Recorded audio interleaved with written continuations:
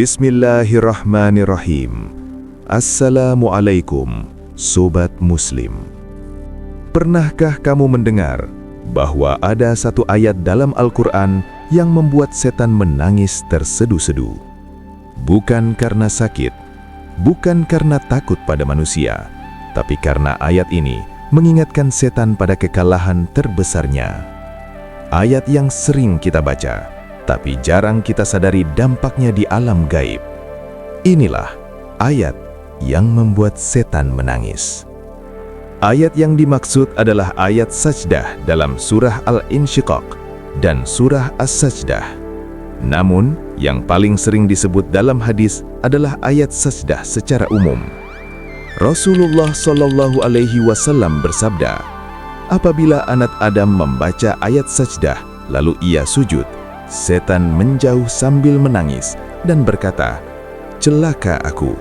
Anak Adam diperintahkan sujud lalu ia taat, maka baginya surga. Aku diperintahkan sujud, tapi aku membangkang, maka bagiku neraka. Hadis riwayat Muslim, nomor 81, hadis sahih.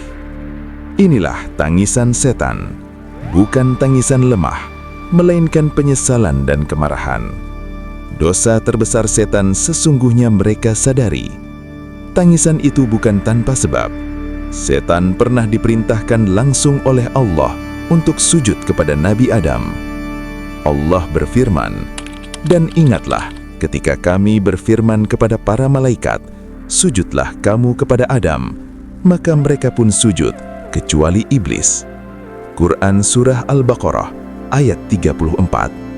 Iblis menolak, bukan karena tidak mampu, tapi karena kesombongan. Saat manusia bersujud karena taat, setan teringat pada momen ia membangkang. Dan setiap sujud manusia adalah tamparan bagi kesombongannya. Adapun kenapa setan sangat membenci sujud? Sujud adalah simbol ketundukan total. Dalam sujud, kepala paling tinggi diletakkan paling rendah. Ego dihancurkan, kesombongan dimatikan. Itulah sebabnya setan paling benci saat manusia sujud. Rasulullah Shallallahu Alaihi Wasallam bersabda, posisi terdekat seorang hamba dengan Robnya adalah saat ia sujud. Hadis riwayat Muslim, nomor 482. Semakin dekat manusia dengan Allah, semakin terbakar setan. Lalu apa dampak gaib bagi manusia? Ketika kamu membaca ayat sajdah dan bersujud, setan menjauh, hati ditenangkan, jiwa ditinggikan derajatnya. Bukan karena gerakan fisik semata, tapi karena ketaatan yang tulus. Allah berfirman, sesungguhnya orang-orang yang beriman kepada ayat-ayat kami adalah mereka yang apabila diperingatkan dengannya, mereka tersungkur sujud dan bertasbih. Quran Surah As-Sajdah ayat 15. Sujud bukan ritual kosong, ia adalah pernyataan iman. Mungkin kita tak pernah melihat setan menangis, tapi setiap kali kita sujud karena Allah, alam gaib bereaksi. Pertanyaannya sekarang bukan lagi, benarkah setan menangis? Tapi seberapa sering kita membuatnya menangis? Allahumma ij'alna min ibadikas sajidin, alladzina la yaktabiruna an ta'atik.